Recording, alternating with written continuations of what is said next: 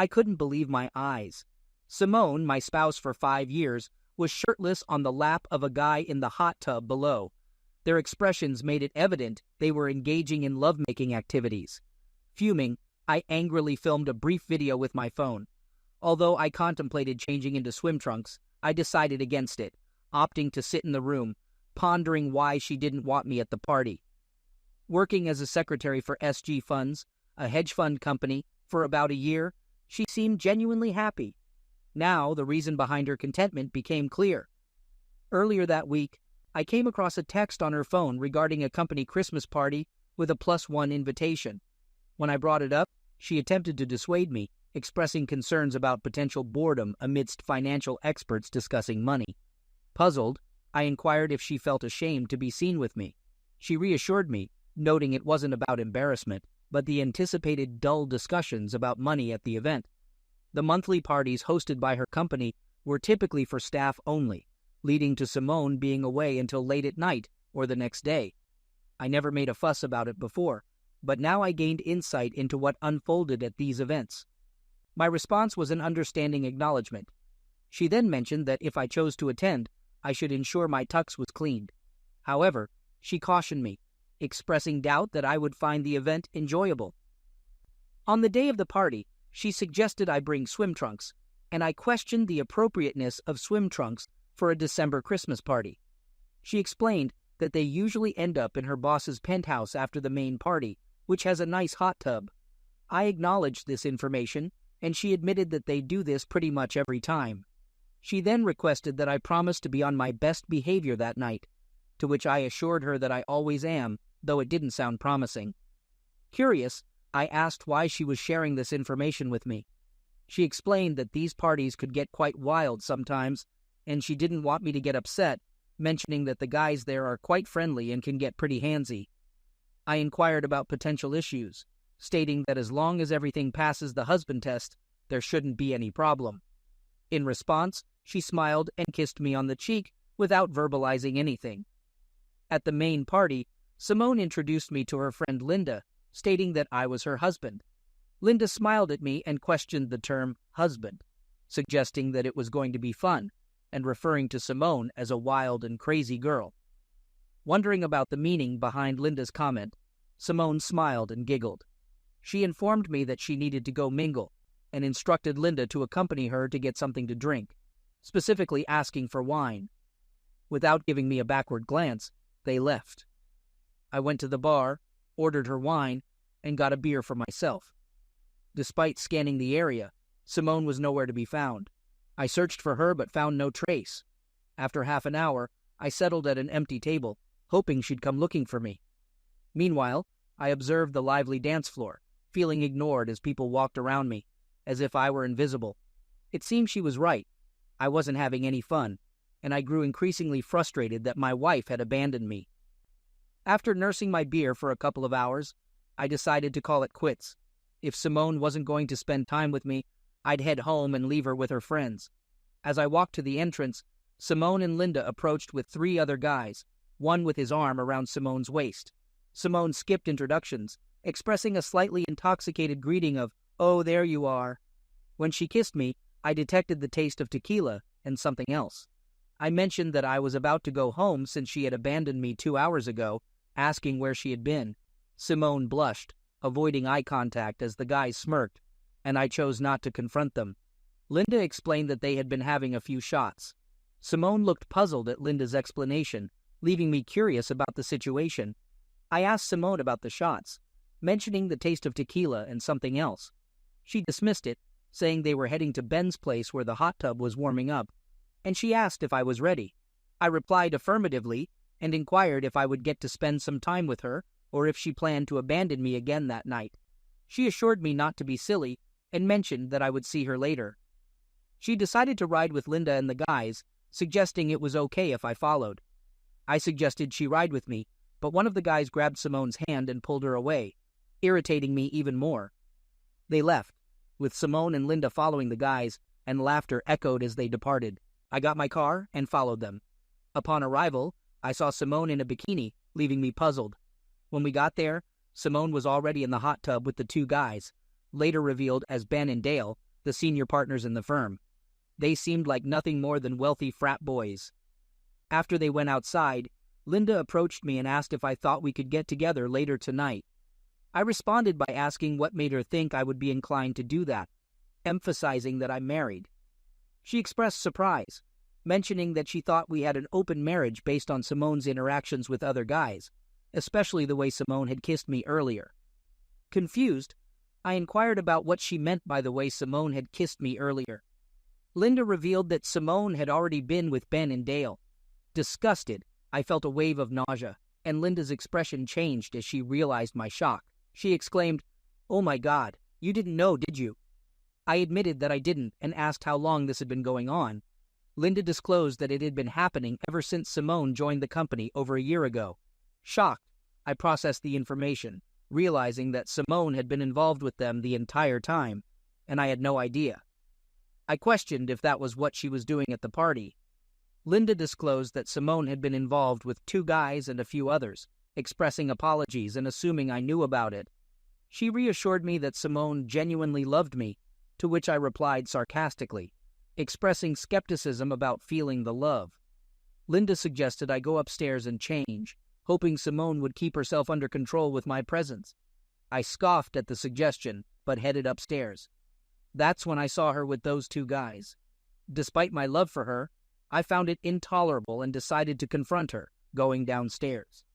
Simone greeted me as I reached the bottom of the stairs, questioning why I wasn't in my bathing suit and if I was joining them in the hot tub. I grabbed her arm, pulled her into a nearby room, and closed the door. Demanding to know if she would ever tell me about having an open marriage, I mentioned what Linda had told me and played a video on my phone showing her with the 2 guys in the hot tub. I questioned the situation, wondering if she aimed to humiliate me further after abandoning me at the party. Simone downplayed it, claiming they were just having fun, admitting to lovemaking acts with them, and asserting it didn't mean anything. Shocked, I disagreed, emphasizing that it meant everything. I took off my wedding ring and placed it in her hand, then removed her rings from her left hand. She asked what I was doing, and I told her I found her actions disgusting, expressing my current hatred towards her. I wished her a Merry Christmas, mentioned I would be seeing a lawyer about a divorce on Monday, and instructed her not to bother coming home. Despite her pleas and declarations of love, I remained indifferent, stating that I no longer cared about her desires. Asserting that I knew the truth and understanding why she didn't want me to come with her, I bid farewell to Simone and left. One of the guys, uncertain which one, called after me, questioning why I was leaving so soon and complimenting Simone. I replied casually, saying she was now theirs. Leaving the penthouse, I went downstairs to my car and drove home. Simone began calling and texting me, but I ignored her attempts to reach me. Upon arriving home, I deleted her messages and blocked her number. I changed out of my tux, grabbed some trash bags, and started tossing her clothes and things into them. I put them into her car and pulled it out of the garage. I removed the garage door opener and changed the code so she couldn't get back inside. By then, it was about 2:30 a.m., and I was dead tired. I fell on the bed and instantly went to sleep. I woke up the next morning to the sound of our house phone ringing. I picked it up without thinking. "Yeah," I said when I answered. Simone called, requesting me to come and get her. I responded that she was no longer my concern. She pleaded for a conversation, but I insisted that any communication could go through my lawyer. I informed her about her car being in my parking space with all her belongings packed, and then I hung up. Despite her immediate callback, I disconnected the house phone, having no intention of encountering her face or hearing her voice again. I fell back on the bed and went to sleep, plugging the phone back in. When I got up that afternoon, after I finally woke up enough to be coherent, I looked and saw that her car was gone. Good. Maybe she finally got the message. I started looking online for a divorce lawyer and read all I could find about the divorce laws in our state. This was a community property state, but we didn't own any real estate, so that wouldn't be an issue. We had no children, so there would be no child support. She made as much, if not a little more than me, so I didn't think there would be any alimony. I also found that while most divorces in this state were no fault, there was a provision to file on the basis of infidelity, cruelty, or misuse that would make the divorce more costly and take more time to resolve. But I didn't care about that. After looking, I noted the number for one Jenny Hawkins, attorney at law, and decided to give her a call on Monday. While making notes, my cell phone rang, and I noticed an unfamiliar number. Considering it could be Simone or anyone else, I chose to answer. A female voice identified herself as Linda and informed me that Simone was staying with her for a few days. I confirmed my intention to proceed with the divorce. Linda expressed concern for Simone, describing her as a wreck crying in her room and fearing a nervous breakdown. I remained indifferent, stating that Simone brought it upon herself. Linda inquired about any lingering feelings I might have for Simone, to which I responded with current sentiments of hatred and disgust. I emphasized that Simone had been unfaithful for over a year and had the audacity to publicly humiliate me, leading to the conclusion that our relationship was over. Linda mentioned that Simone loves me, and I responded skeptically, asking about Simone's actions after I left and the duration of their stay at the penthouse. I questioned if she slept with Ben and Dale again, seeking clear answers. Linda acknowledged that they all got together after my departure to console Simone, suggesting I could have enjoyed the evening if I had stayed. I expressed disbelief, asking where people like her came from, and then ended the call, saying goodbye. After hanging up, I noticed 2 text messages from unfamiliar numbers that arrived early in the morning after I had gone to bed. Upon checking, I found videos attached to them. One message stated, "Missed one hell of a party, bro." I played the video and witnessed Simone engaging in lovemaking activities with 3 men at the penthouse. While Ben and Dale were recognizable, the third person was unfamiliar. The man I didn't recognize looked into the camera and spoke. "That's quite a wife you have there, brah," he said with a grin. "Too bad you weren't here." The second video was more of the same, except it ended with Ben having my wedding ring. As Simone held it in her open hand, she looked at the camera with a smirk. My hatred for her only grew exponentially. I transferred the videos to my PC and made a copy of them for the lawyer. I thought about sending the videos to all of her friends and her family, but decided against it, at least for now. The info I got from Jenny's website indicated that I needed to be very careful about how I reacted to her actions. Any negative reaction on my part could easily undo my case. Her site warned okay, so I decided to hold off for the time being. I didn't hear anything from Simone or Linda the rest of that day or the next, which was a good thing as far as I was concerned. I spent the remainder of the weekend eradicating Simone's presence from the apartment. On Monday, I reached out to my boss, detailing the situation, and took a brief vacation. Recognizing my diminished worth during this time, my boss, having experienced a divorce from an unfaithful spouse, empathized with my emotions. I contacted Jenny's office, scheduling an appointment for that afternoon. En route to the appointment, I visited the bank, implementing measures to disentangle her from our joint account. I settled her joint credit card and subsequently canceled it, withdrawing half of our assets to establish a new account in my name. Jenny elucidated the divorce laws in our state and proposed pursuing an alienation of affection lawsuit against her employers. Acknowledging the uncertain outcome, given the evidence I possessed, I entrusted her with the decision. Concerning the delivery of legal papers, I opted for their office, intending for them to experience a degree of the public humiliation they subjected me to over the past year. After our meeting, I paid a retainer and returned home. On the way, I received a call from Linda. "Hello," I answered. She proposed a meeting with Simone that afternoon, to which I declined, following my attorney's advice to maintain distance. She offered Simone's contact information after consulting with someone. After I provided Jenny's contact details, Linda attempted one last time to advocate for Simone. I firmly rejected any possibility of forgiveness, asserting that Simone could anticipate divorce papers soon. I concluded the call and proceeded home, stopping only to purchase a 12-pack of beer and a couple of packs of cigarettes. Having quit smoking when we first got married, I felt the need to engage in something to prevent destructive behavior after arriving home.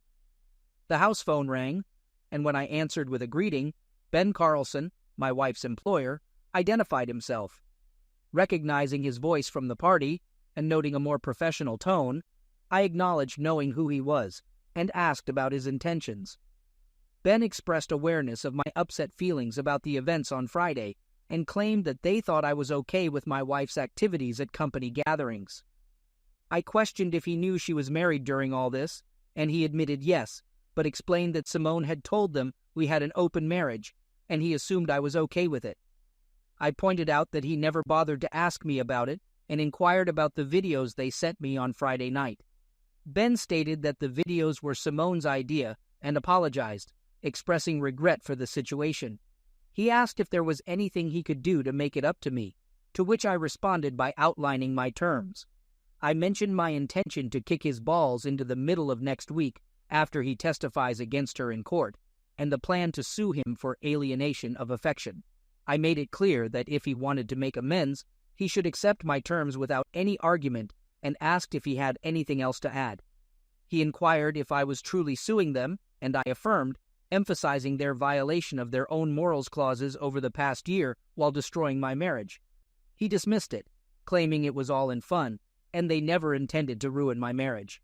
I questioned his expectations, expressing disbelief that I would applaud them for their actions. I suggested he might have been influenced by internet stories. He pleaded, proposing that we could work through the situation, and he worried that a lawsuit could ruin them. I dismissed it as not my problem and ended the call. Grabbing a beer, I went to the balcony for a smoke. I didn't hear from them until Wednesday when they were served at Simone's office. Linda expressed disbelief at my actions, stating that I didn't give Simone a chance to explain and highlighting her current humiliation. I remained indifferent, stating that I didn't care about Simone's feelings after what she did, and instructed Linda not to call again, slamming the phone down. A few moments later, I received another call from a number I recognized as coming from Ben's office. I answered, yelling, and he insulted me, threatening to kick my rear. He accused me of ruining his life and vowed to ruin mine in return. I slammed the phone down and called Jenny to tell her about Ben's threat. "Good," she said. "I'll file for a temporary restraining order against Simone as well as her cohorts today. I'll make sure you get a copy of the order. Remember what I said. Don't do anything stupid." "What if he comes after me?" I asked. "Make sure that you have witnesses and don't instigate anything," she said. I understood what she meant. Later that afternoon, there was a knock on the door. True to her word, Jenny had filed the TRO, and a courier had just delivered my copy. I decided to hedge my bets somewhat and purchased a small motion-activated camera to cover my front room. I also had a nice Louisville Slugger close to the front door, just in case. I figured if Ben or his accomplices intended to make good on their threats, I needed to have something for evidence, and I needed some means of protection. Things remained relatively peaceful for the rest of the week. Thankfully, I didn't hear anything from Linda, Simone, or her boyfriends until Saturday night, that is. I was sitting on my balcony nursing a beer and a cigarette when I heard my doorbell. That was followed up by pounding on the door. I ground out my cigarette and went into the front room and looked out the peephole in the door. Sure enough, it was Ben, and I could discern someone with him as the pounding on the door continued. He shouted for me to open up, claiming I was violating a restraining order. I informed him that I was calling the police, and he protested, yelling for me to open the door. I continued dialing emergency, and when the operator answered, I explained the situation at my door. The operator informed me that they had received multiple calls for that area and dispatched cruisers to my location. They advised against opening the door until the officers arrived, and I thanked them before ending the call. The pounding on the door continued, and I wondered if Ben was going to break it down. Clutching the bat tighter, I waited and heard a commotion. Looking through the peephole, I saw 2 large police officers putting cuffs on Ben and the other man with him. The officer knocked on my door, identifying themselves as police. I opened the door, and Ben looked at me as the officer led him back to the cruiser, yelling threats. The officer asked if I knew him, and I nodded, showing him a copy of my TRO. He read it, spoke into his radio, and informed me that they would be taking them downtown for the night. I explained my story, and he thanked me for the cooperation, expressing that he didn't think Ben would give me trouble for a while. I closed and locked the door, then returned to my balcony with a fresh beer. The news of Ben's arrest hit the papers the next day, with the headline reading, "Hedge Fund CEO Arrested." Over the next few days, articles revealed that several clients were leaving SG due to the company's involvement in ruining employees' marriages, impacting their bottom line. I thought, good. Returning to work the following Monday, it was challenging, but I managed to get some work done. After about 3 weeks of no contact, I received a call from Jenny. She greeted me and asked how I was holding up. I replied that I was doing as well as could be expected. Jenny informed me that Simone had obtained an attorney and they petitioned the court for marriage counseling. The judge had agreed, ordering 6 sessions starting that week. I inquired if they could mandate marriage counseling, and Jenny affirmed that they could. She advised me to attend, explaining that not showing up could result in contempt of court and even jail. I expressed my unwillingness to reconcile with Simone, and Jenny understood but emphasized the importance of my attendance. I reluctantly agreed, and Jenny mentioned that if the counselor perceived no hope for reconciliation, they would inform the judge. I asked if there was anything else, and Jenny revealed that Simone's attorney informed her of Simone's pregnancy. I expressed frustration at the prospect of waiting another 8 or 9 months for any legal actions. Jenny confirmed this delay, adding that if the child is mine, I would be ordered to pay child support. On a positive note, she informed me that the judge approved a legal separation until Simone gives birth. I sarcastically commented, and Jenny provided the counselor's address, wishing me luck. I noted the information on my calendar. I decided that I would make it clear in no uncertain terms there was no way I would ever reconcile with the cheater. When I got to the counselor's office, I was ushered right in.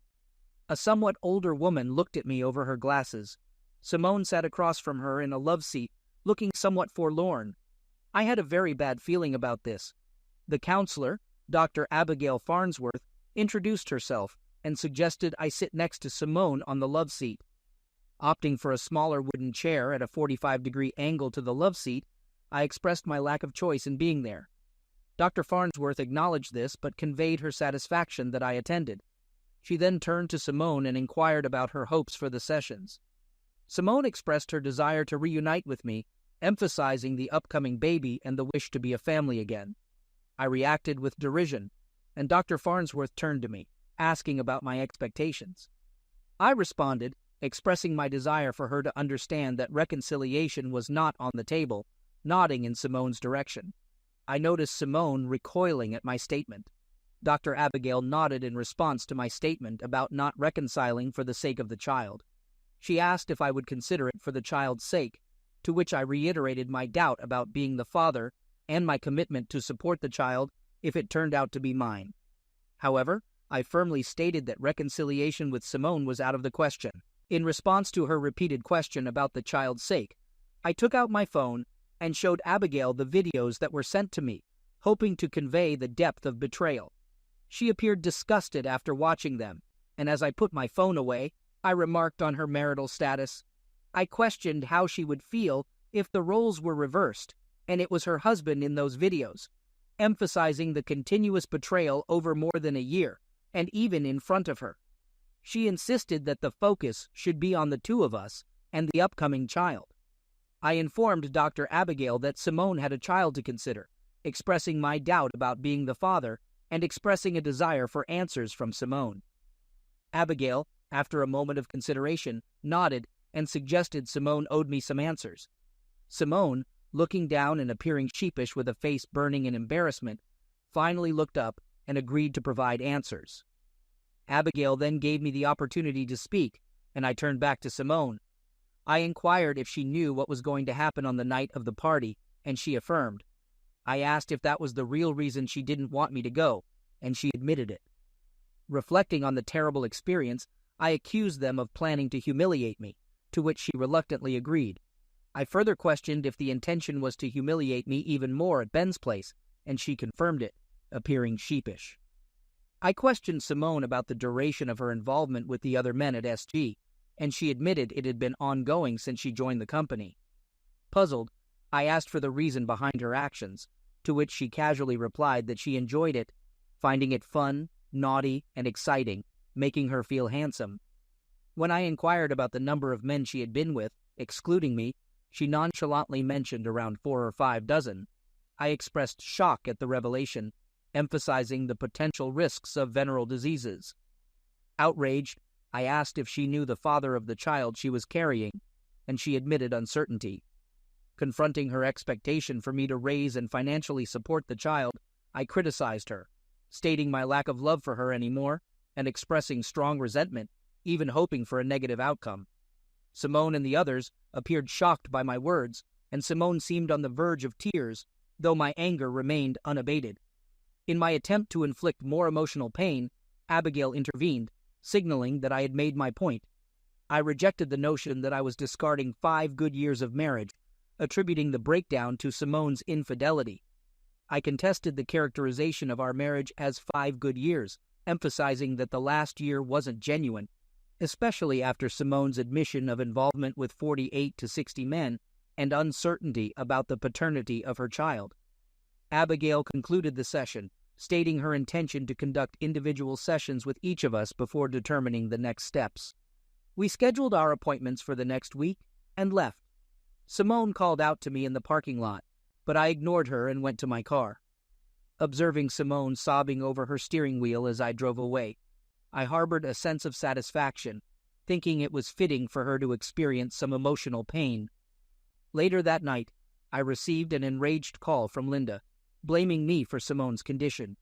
She conveyed that Simone was in the hospital due to a mishap, and she accused me of mistreating her. I defended myself, asserting that I merely spoke the truth, contrasting it with Simone's actions over the past year.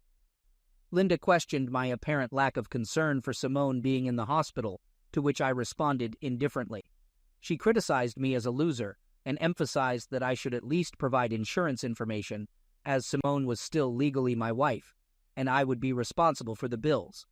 After a moment of reflection, I decided to visit Simone in the hospital, acknowledging the information Jenny had shared earlier. Linda provided me with the room details, and upon arrival, I approached the nurse, providing my insurance information and briefly discussing Simone's condition with the doctor. I inquired about the cause of the mishap, to which the doctor explained the complexities of pregnancies, leaving the specific cause uncertain. Curious about the duration of the pregnancy, I learned that Simone was approximately 9 or 10 weeks along, leaving a possibility that the child could have been mine. Nevertheless, I considered it inconsequential, as the mishap signaled the opportunity to proceed with the divorce. After inquiring about Simone's well-being from the doctor, who assured me she would be fine, I entered her room. She appeared distressed in the bed, tears in her eyes. Linda, positioned at the end of the bed, expressed her displeasure, to which I responded with a growl, causing her to retreat from the room. Facing Simone, I acknowledged the finality of our relationship. She questioned whether I truly hated her as much as I had claimed earlier, and I admitted that, at that moment, the intensity had lessened. However, I emphasized that reconciliation was out of the question, given the breach of trust she had demonstrated. Expressing my frustration, I conveyed how each trip she made to the store left me wondering if she was involved with the checkout clerks. I questioned the sudden turn of disrespect, emphasizing that I had treated her exceptionally well throughout our years together. She denied any wrongdoing on my part and acknowledged my role as a devoted husband and lover. However, I countered, stating that if that were the case, she would have resisted the advances of others. She admitted succumbing to the influence of others who claimed that it was normal for husbands to witness their wives with other men. I dismissed her explanation, emphasizing that the divorce was inevitable and any attempts to salvage the relationship were futile. In response to my decision, she tearfully accepted, agreeing to inform her lawyer the next day. I sternly clarified that any hopes of friendship were unrealistic. Despite her apologies, I remained resolute in my decision to end the marriage. I looked at her for a few moments. "Yeah," I said as I started to leave her room. "Goodbye, Simone." I could hear her cry as I walked away. Tough luck, I thought. Good riddance. A few days later, I received a call from Jenny. True to her promise, Simone abandoned all objections to the divorce. Abigail wrote a report stating that reconciliation was impossible. She suggested I undergo anger management. However, the judge concurred and made a similar recommendation. Although she stopped short of making it a court order, Jenny managed to secure settlements from SG funds as well as Ben and Dale. About a month later, she handed me the largest check I had ever seen in my life. "That's minus my fee, of course," she said. "Certainly," I replied. I deposited the check and moved on with my life such as it was. Update: SG, or Sodom and Gomorrah as I often thought of it, shut its doors approximately 6 months later. It appeared that clients lost trust in the company's financial integrity. Wonder why? I cynically mused to myself. Ben and Dale remained silent after that incident at the apartment. Both served a 30-day stint in the county jail for their stunt and seemed keen on avoiding a repeat. With their reputations tarnished in the community, they sought a fresh start on the West Coast. Simone and Linda continued sharing the same apartment, transitioning to employment in a strip mall retail store specializing in women's clothing and cosmetics. I encountered them occasionally, but never acknowledged their presence. Remaining single, I casually dated over the next couple of years. Eventually, I met Claire Hansen, a recent divorcee, and we embarked on a slow and easy dating journey for a few months. Like me, she had experienced the pain of infidelity in her previous marriage. Understanding her hurt, I provided all the support I could. In the initial weeks, our activities revolved around conversations or outings for dinner and a movie.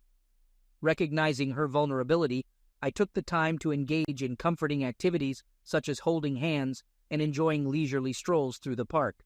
Despite finding her attractive, I opted to let her take the lead. After a delightful dinner at her condo, she observed me with a curious intensity, questioning whether I found her appealing. Responding with a smile, I assured her of my attraction, stating that it extended beyond physical aspects. Curious about my lack of initiative, she playfully inquired if I liked girls. My response conveyed a positive outlook on the situation.